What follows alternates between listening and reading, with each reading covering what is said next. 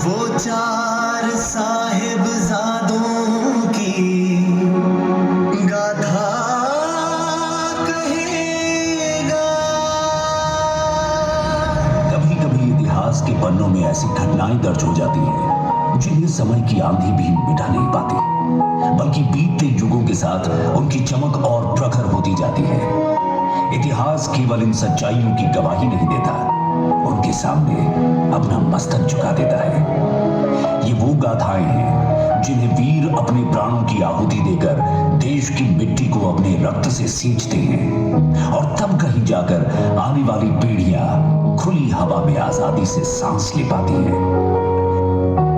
ये गाथा है संपूर्ण मानवता की असली स्वाधीनता की लड़ाई की, जिसे सिर्फ 7 वर्ष, 9 वर्ष, 15 वर्ष और 19 वर्ष के 4 वीर सपूतों ने अपने अद्भुत साहस, अडिग संकल्प और सिंहों की दहाड़ सी प्रतिरोध भावना से लिखा। इन 4 योद्धाओं ने मुगलों के अत्याचारों के सामने न सर झुकाया, न कदम टिकने दिए। उन्होंने अपनी तेजस्वी वीरता से मुगल सल्तनत की नींव हिला दी और तभी कुचले, निराश और पराजित जनमानस में जुल्म के खिलाफ उठ खड़े होने का एक नया हौसला फूंक दिया। ये गाथा है 4 साहिबजादों की। छोटी उम्र थी बड़े इरादे, वो थे 4 साहिबजादे। छोटी उम्र थी बड़े इरादे, वो थे 4 साहिबजादे।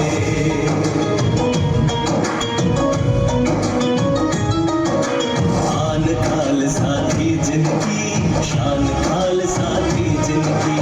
आन खाल साथी जिनकी, शान खाल साथी जिनकी।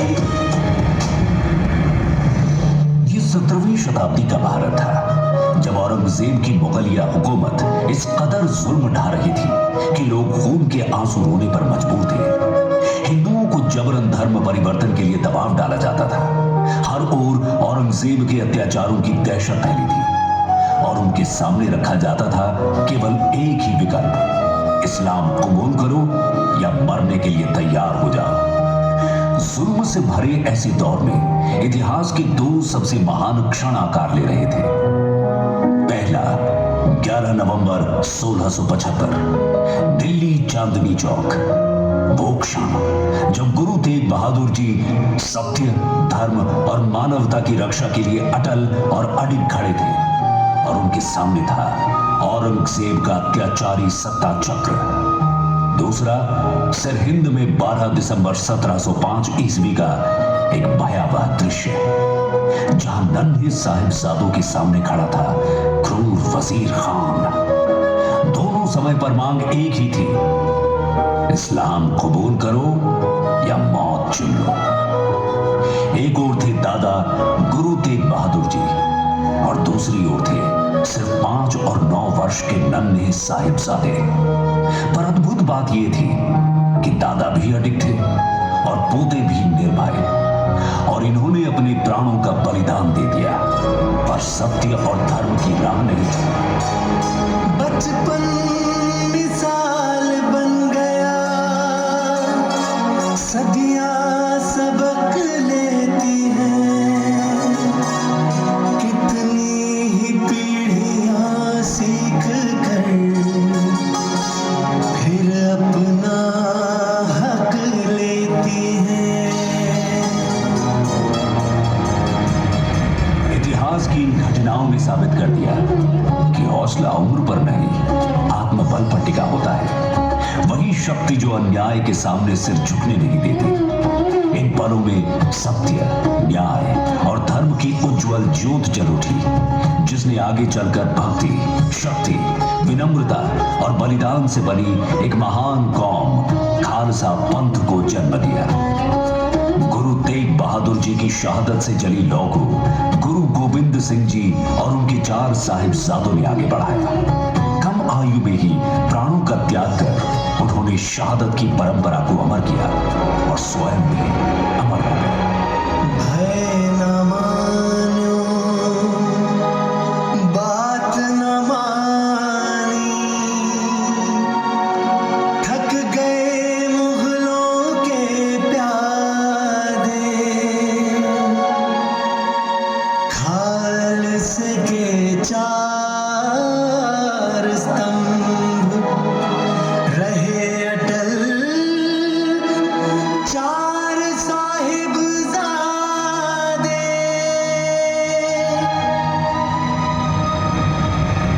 30 मार्च सन 1699 बैसाखी वाले दिन आनंदपुर साहिब में गुरु गोविंद सिंह जी ने खालसा पंथ की स्थापना की। खालसा का उद्देश्य स्पष्ट था, जुल्म के विरुद्ध डटकर खड़ा होना, कमजोरों की रक्षा करना और इंसानियत को हर कीमत पर बचाए रखना। गुरु साहिब ने समय के साथ आधुनिक शस्त्र जुटाए, घुड़सवारी, धनुर्विद्या, तेलबाजी और गतका का नियमित अभ्यास शुरू हुआ। युद्ध कला सिख जीवन का अभिन्न अंग बन गए। ठीक इसी वातावरण में गुरु गोविंद सिंह जी के 4 साहिबजादे भी बढ़ रहे थे। मासूम मुस्कानें और साहस की जीवित प्रतिमाएं। नन्ही उंगली थाम कर सिखलायो रणधर्म, भक्ति सेवा शस्त्र में नित डूबो रहतो कर।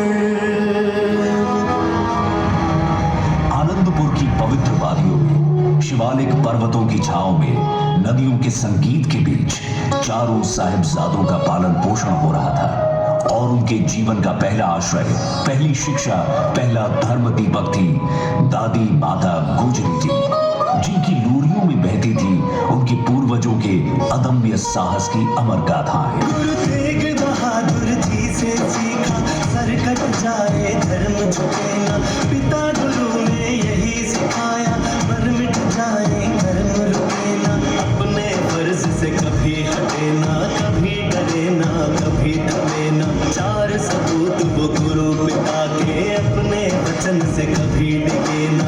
वो थे 4 साहिबजादे, वो थे 4 साहिबजादे।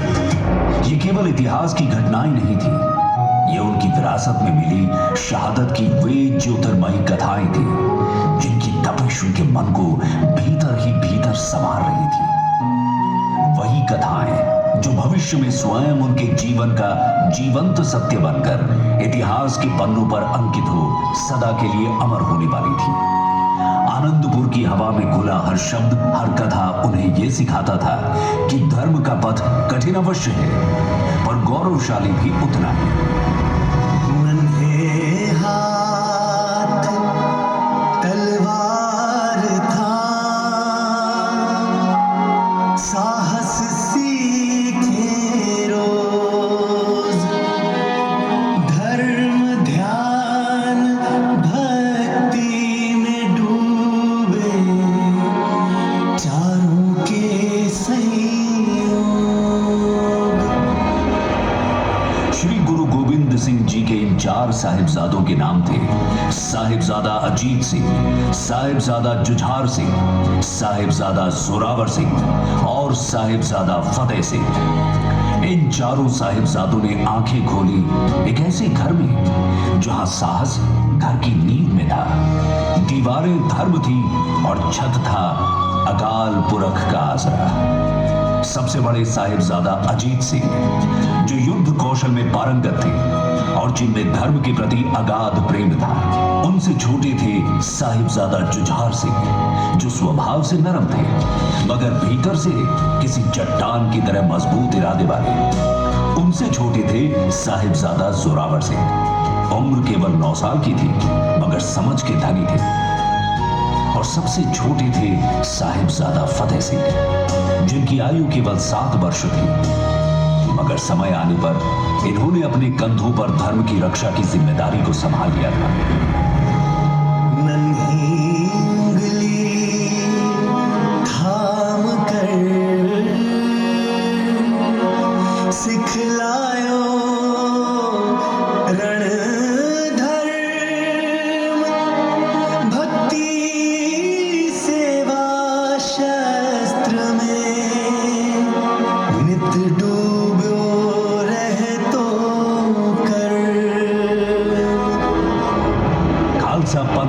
स्थापना के तुरंत बाद श्री गोविंद सिंह जी और सिख फौज लगातार विभिन्न मोर्चों का सामना करती रहती थी। कभी लुटेरों के अत्याचार, पहाड़ी राजाओं की साजिशें, कभी किसी निर्दोष परिवार की पुकार। मुगलों की क्रूर सत्ता और वर्णवाद के समर्थक पहाड़ी राजाओं दोनों को ही गुरु गोविंद सिंह जी की बढ़ती प्रतिष्ठा और उनकी समानता की लौ असहनीय थी। इसलिए अत्याचार और असमानता के इन दोनों पक्षों ने मिलकर खालसा के विरुद्ध हाथ मिला लिया। इन्हीं संघर्षों के बीच साहिबजादा अजीत सिंह और जुझार सिंह धीरे धीरे युद्ध कला और नेतृत्व दोनों में निखरते चले गए। उम्र बड़ी थी सारी पर वो बचपन में ही मिसाल बने। अंधेरा जब छाया था वो जलती हुई मशाल बने। जुल्म की आग बरसती थी पर सोच को आँच न आने दी। कदम कांप गए दुश्मन के वो धर्म की ऐसी ढाल बने। वो थे चार साहिबजादे, वो थे चार साहिबजादे। साहिबजादा अजीत सिंह ने मात्र 19 वर्ष की आयु में नू के लुटेरों को परास्त कर संगत की रक्षा की और पहली ही लड़ाई में अपनी सिंह वीरता सिद्ध कर दी। इसके बाद आनंदपुर साहिब पर पहाड़ी राजाओं और मुगलों के संयुक्त हमले को नाकाम करते हुए तथा होशियारपुर में अपहरित नवविवाहिता को मुक्त कराकर उन्होंने सिद्ध कर दिया कि सिंह की दहाड़ उम्र से नहीं, संकल्प और धर्म रक्षा की आग से जन्म लेती है। किला जरा सा भी न डोला, डोला बस दुश्मन में डर। जब संग खड़ा हो खालसा, तब कौन झुकाए सर। साहिबजादा अजीत सिंह का साहस और युद्ध कौशल उन्हें एक सच्चे जर्नैल की तरह स्थापित कर रहा था। उधर 1705 में मुगल फौज और पहाड़ी राजाओं ने मिलकर आनंदपुर साहिब का घेरा डाल दिया। 6 महीने तक सिखों ने डटकर मुकाबला किया, पर राशन और पानी की कमी से हालात बेहद कठिन हो गए। तभी दुश्मनों ने चाल चली।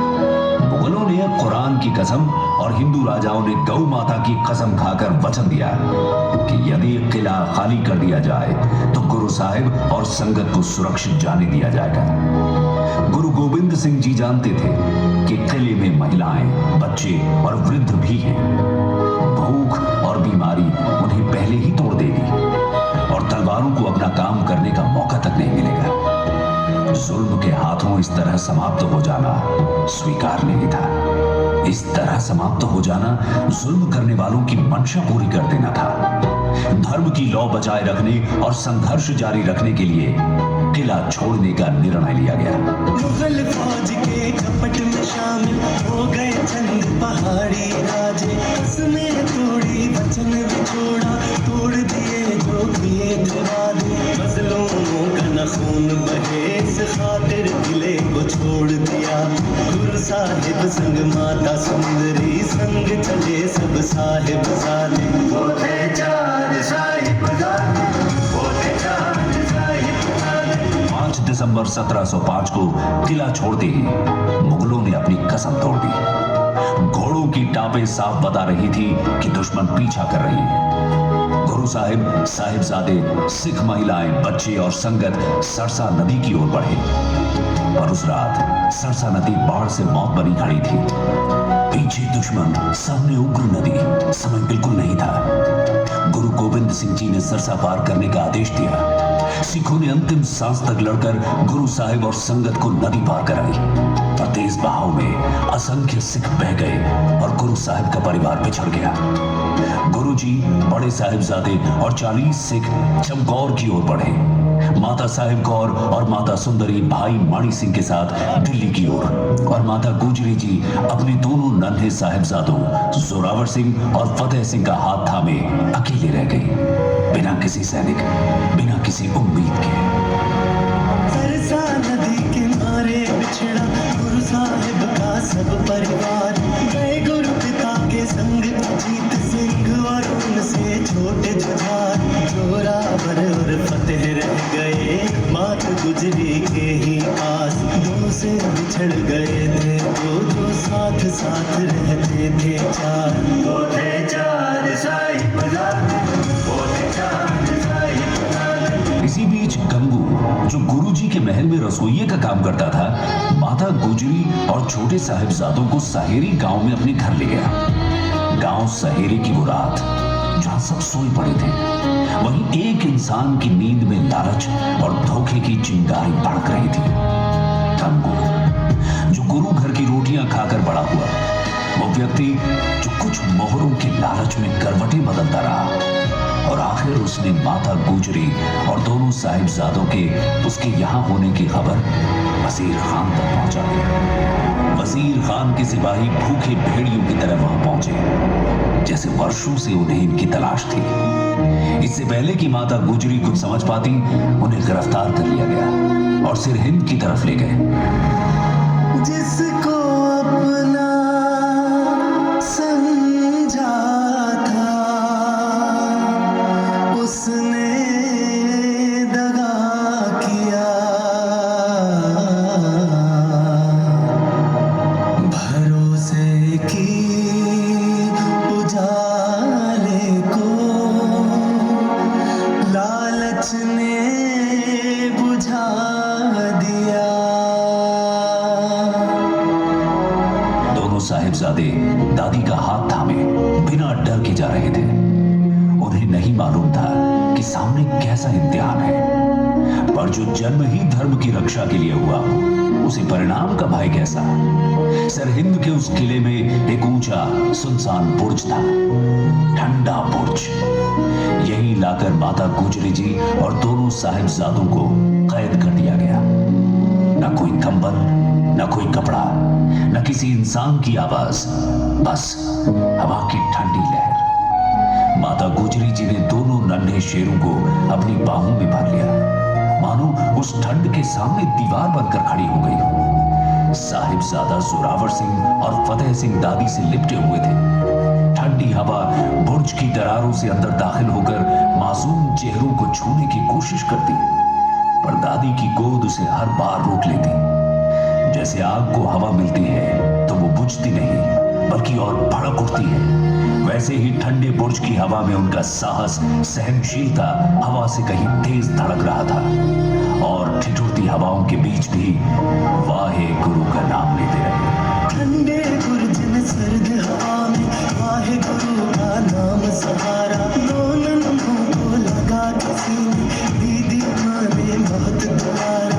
उड़ती में ही मिला था साहस, बच्चों का मन तनिक नहारा, ठुर रहा था जर्रा जर्रा, बुझा न हिम्मत का अंगारा। वो थे चार साहिबजादे, वो थे चार साहिबजादे। नन्हे साहिबजादों के हृदय में वही लौ थी जो दूसरी तरफ गुरु साहिब के साथ बड़े साहिबजादों के हृदय में जल रही थी, जो गुरु गोविंद सिंह जी अपने 40 सिंहों के साथ जंगलों और अंधेरे को चीरते हुए चमकौर साहिब की हवेली में पहुंच चुके थे। 6 दिसंबर 1705 का यह दिन था। उधर जैसे ही सरसा नदी का पानी कम हुआ, मुगल फौजें टिड्डी दल की तरह उस पार आ गई। गुरुजी और उनके 40 सिंहों का पीछा करते हुए वे चमकौर की कच्ची गढ़ी तक पहुंच गए और देखते ही देखते गढ़ी चारों तरफ से घिर गई। मुगल सेनापति इस भ्रम में थे कि अंदर सिर्फ 40 सिख योद्धा ही हैं, लेकिन ये उद्घोष 40 नहीं, 40 लाख सिखों की आवाज के बराबर था और मुगल सेना को चारों खाने चित्त करने का जोश। हवेली के अंदर साहिबजादा अजीत सिंह और जुझार सिंह हौसले की आग में तपे हुए मुगलों को धूल चटाने के लिए बराबर डटे रहे। मुगल फौजें बार बार धावा बोलती और हर बार सिख योद्धाओं का प्रहार उन्हें पीछे ढकेल देता। जब तीर बारूद कम पड़ने लगे, गुरु साहिब जी ने 5-5 के जत्थे रणभूमि में भेजने शुरू किए। एक जत्था शहीद होता, दूसरा उसी जोश से मैदान में उतरता। इन आक्रामक सिख हमलों से गढ़ी के द्वार तक पहुंचने की किसी मुगल में हिम्मत न हुई। आखिर वो क्षण आ गया। साहिबजादा अजीत सिंह ने गुरु साहिब से रणभूमि में उतरने की आज्ञा मांगी और 18 वर्ष का वो सिंह तलवार संभाले रण में उतरा। एक पिता ने धर्म और मानवता की रक्षा के लिए अपने पुत्र को आक्रमणकारियों को रौंदने के लिए मैदान में उतारा। अब जहां साहिबजादा अजीत सिंह बढ़ते, वहीं मुगल ढहते दिखते।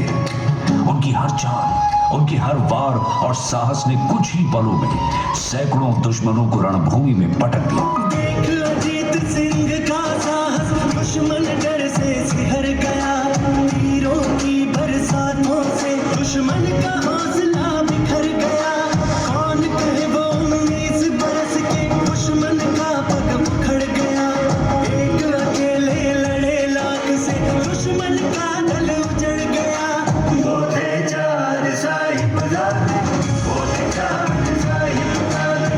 जब बाबा अजीत सिंह किसी भी तरह दुश्मनों के कब्जे में नहीं आए, तो मुगलों ने एक रणनीति के चलते उन्हें चारों तरफ से घेर लिया। आगे बढ़ते गए, जिनमें बहुत से मुगल साहिबजादा अजीत सिंह के हाथों मारे गए। लेकिन आखिरी पलों में दुश्मनों के सहस्त्र प्रहार एक साथ उनके सीने पर पड़े और वीर योद्धा रणभूमि में शहीद हो गए। साहिबजादा अजीत सिंह की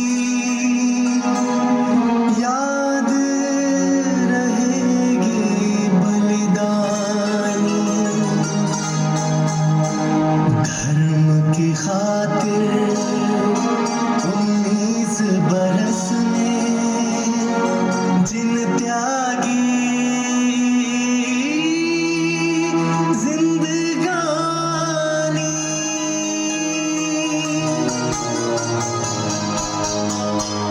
बेशक युद्ध भूमि में उनका शरीर शांत पड़ा था, पर उनकी वीरता की गूंज ने अगले सिख धड़े की रगों में तूफान भर दिया था।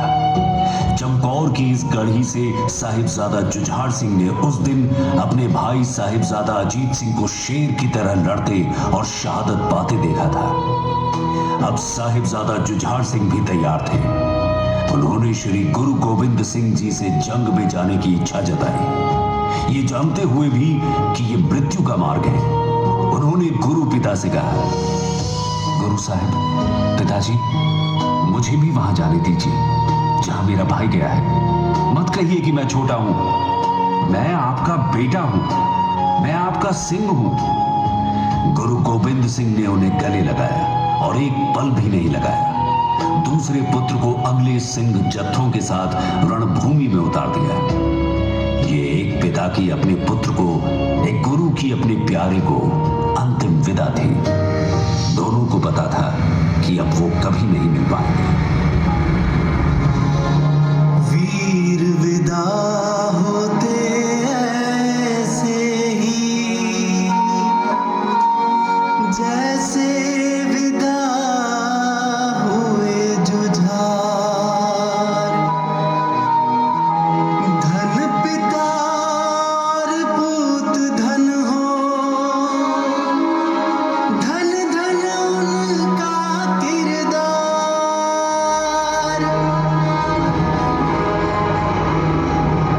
दिन ढलने से पहले अंतिम बार बाहर निकलने वाले जत्थे का नेतृत्व साहिबजादा जुझार सिंह ने किया। मुगलों को ऐसा लगा मानो अजीत सिंह ही वापस आ गए हों। दुश्मनों की लाशें फिर से बिछने लगी। जुझार सिंह ने दुश्मन के उस जत्थे पर हमला बोल दिया जहां से तेज हमला हो रहा था। इन 6 खालसाओं के हाथों सैकड़ों दुश्मन मारे गए। सिखों ने दुश्मन के क्षेत्र में एक वृत्त बना लिया, एक ऐसा इलाका जहां कदम रखते ही शत्रु मौत का सामना करता। यहां खड़े होकर खालसा योद्धा चारों दिशाओं में हमला कर रहे थे। धीरे धीरे बड़ी संख्या में मुगल सैनिकों ने साहिबजादा जुझार सिंह को घेर लिया।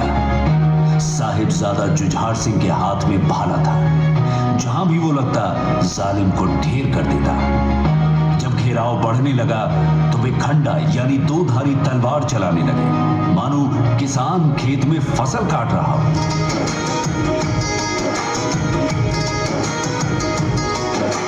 भाई को लड़ते देखा था वो शेर की भांति टूट पड़े। दुश्मन फिर से थर्राया जब खून के धारे फूट पड़े। उम्र थी केवल 14 बरस पर उनके इरादे अटूट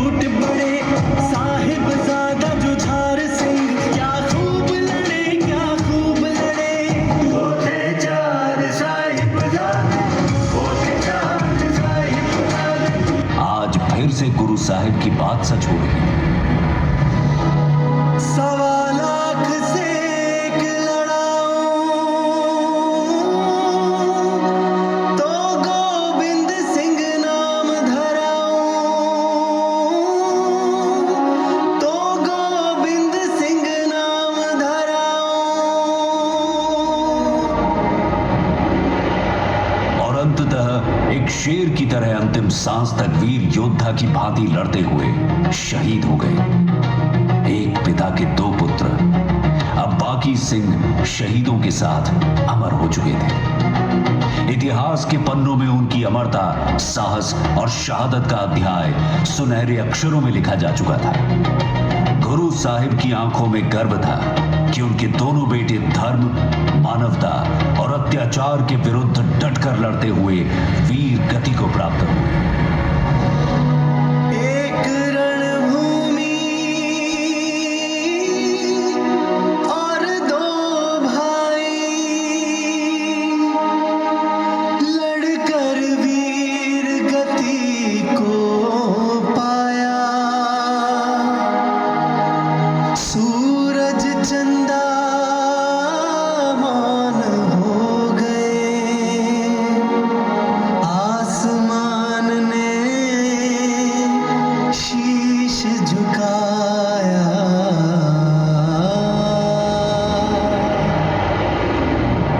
लेकिन इतिहास को अभी एक और अधूरा पन्ना लिखना था, जिसमें गुरु साहिब को आने वाला वक्त सरबंस दानी श्री गुरु गोविंद सिंह कहकर शीश झुकाएगा, क्योंकि दूसरी तरफ सरहिंद में वजीर खान के सामने अब छोटे साहिबजादे खड़े थे, भाई जोरावर सिंह और भाई फतेह सिंह।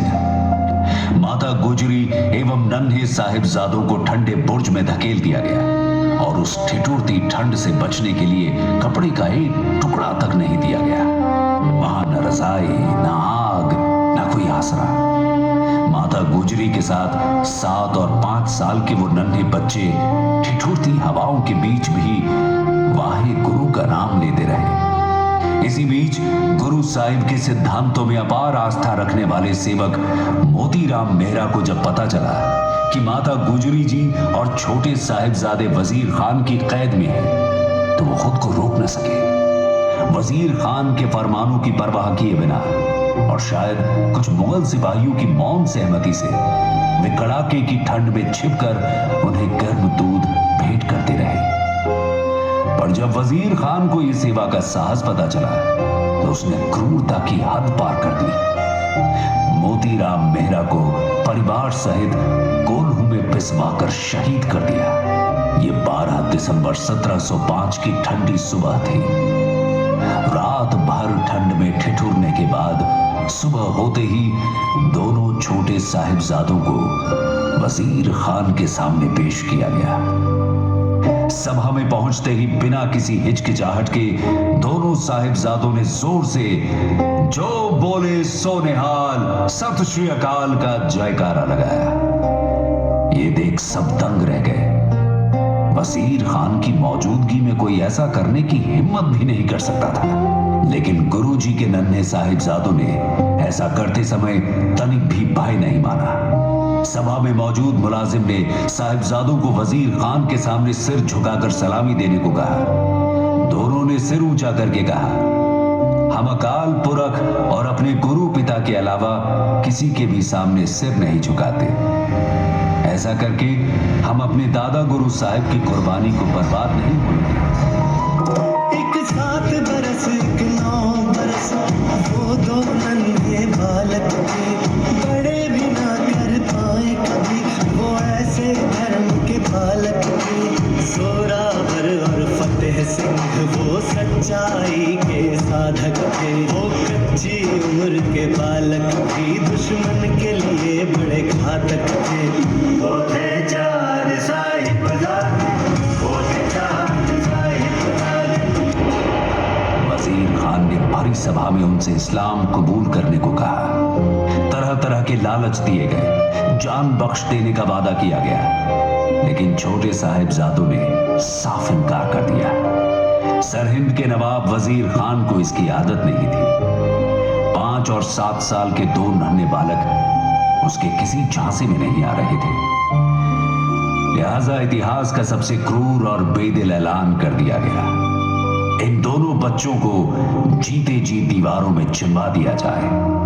जालिमों ने दोनों साहिबजादों को जब दीवार में चिनना शुरू किया तो उन्होंने जपजी साहिब का पाठ करना शुरू कर दिया। जुल्म सितम से टकराने की अब दो नन्हों की बारी थी, दीवारों में चुनवाने की जल्लादों की तैयारी थी। काजी बोला धर्म बदल लो, नन्हों ने इनकार किया।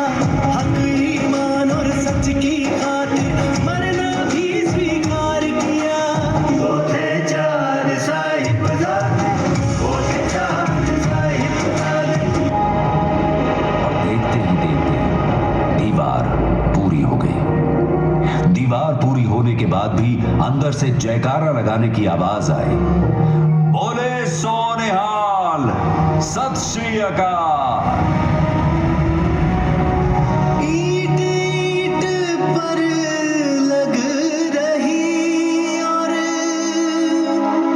अंबर होता लाल, भीतर से फिर गूंजता सत श्री अकाल। जब साहिबजादे दीवारों के बीच बेहोश हुए तो दीवार टूट कर गिर गई और दोनों जमीन पर आ गिरे। वजीर खान ने जब देखा कि उनमें अभी भी कुछ श्वास बाकी है तो उसकी क्रूरता और भी बढ़ गई और उसी बेदर्द हाथों ने छोटे साहिबजादों साहिबजादा जोरावर सिंह और साहिबजादा फतेह सिंह को शहीद कर दिया। जालिम नहीं डरा पाया, वो चार अनोखे बच्चे थे, साहस हिम्मत के पक्के, वो चार उम्र के कच्चे थे। जुल्म सितम से टकराए वो चार बड़े जिगरे वाले, राह दिखाई दुनिया को वो चार रूह के सच्चे थे। शान खालसा थी जिनकी, पहचान खालसा थी जिनकी, जान खालसा थी जिनकी, शान खालसा थी जिनकी, शान खालसा थी जिनकी। साहिबजादों की शहीदी की खबर सुनकर उसी बुर्ज में माता गुजरी जी ने शांत भाव से वाहे गुरु का स्मरण करते हुए अपने प्राण त्याग दिए। जब जुल्म के सामने बड़े बड़े लोग कांप रहे थे उस समय दो नन्हे बच्चों ने जालिम और उसके जुल्म के सामने अपने पांव जमाए रखे। साहिबजादे जोरावर सिंह और फतेह सिंह थे उनके नाम। जिस उम्र मिट्टी खेलन की, उस उम्र करी शहादत नाम।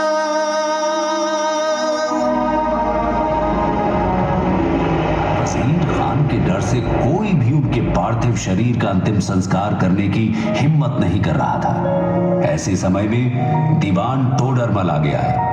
उन्होंने आगे बढ़कर अंतिम संस्कार की अनुमति मांगी। वजीर खान ने एक क्रूर शर्त रखी कि जितनी जमीन पर अंतिम संस्कार करना है वो जमीन सोने के सिक्कों यानी मोहरों से पूरी तरह ढककर खरीदी जाए और सिक्के सीधे खड़े करके बिछाए जाए। दीवान टोडरमल ने इस शर्त को मंजूर कर लिया।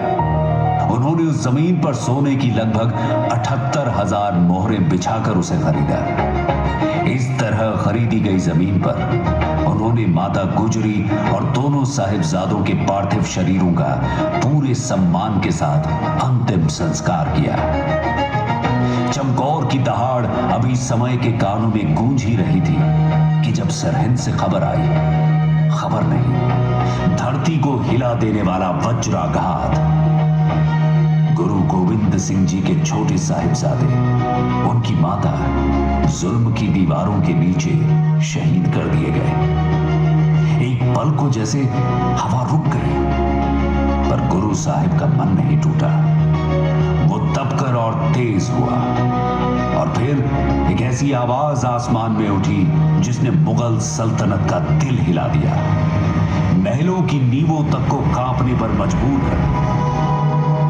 इन पुत्रन के शीस पर वार दिए सुत चार, चार मुए तो क्या हुआ,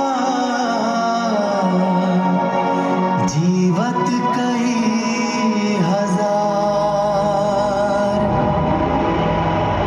ये पंक्ति नहीं थी, ये एक ऐलान था, एक चेतावनी थी कि भले ही मेरे 4 पुत्रों को शहीद कर दिया तो क्या, पर अभी भी मेरी खालसा फौज के हजारों सिख मेरे सपूत जिंदा हैं। खालसा पंथ जुल्म के खिलाफ लड़ने के लिए सदैव तत्पर रहेगा।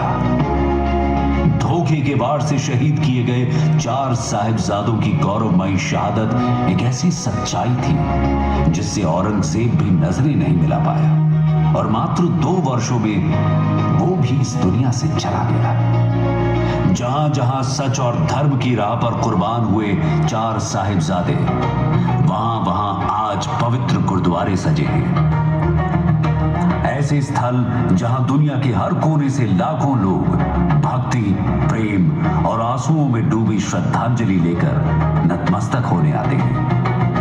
इतिहास का अद्भुत न्याय देखिए, जिन नन्हे शेरों ने सत्य के लिए प्राण त्यागे, उनके चरण चिन्ह आज भी प्रकाश स्तंभ बनकर जगमगा रहे हैं। और दूसरी ओर वो जालिम औरंगजेब, वजीर खान और उनके जैसे अत्याचारी, न उनका नाम सम्मान से लिया जाता है, न उनकी खबरों का कोई ठिकाना आज दुनिया को मालूम है। सजदा करना तो दूर, समय ने ही उनके अस्तित्व को धूल में मिला दिया। पर 4 साहिबजादों की शहादत, वो तो आज भी धड़कती है, हर गुरुद्वारे की हवा में, हर अरदास की लय में, और हर उस दिल में जो अन्याय के सामने सिर न झुकाने की कसम उठाता है। जब भी अंधेरा घिरे, जब भी मन डगमगाए, तो हम सब इन 4 साहिबजादों को याद कर सच के हक में खड़े हो जाएं। उम्र छोटी मगर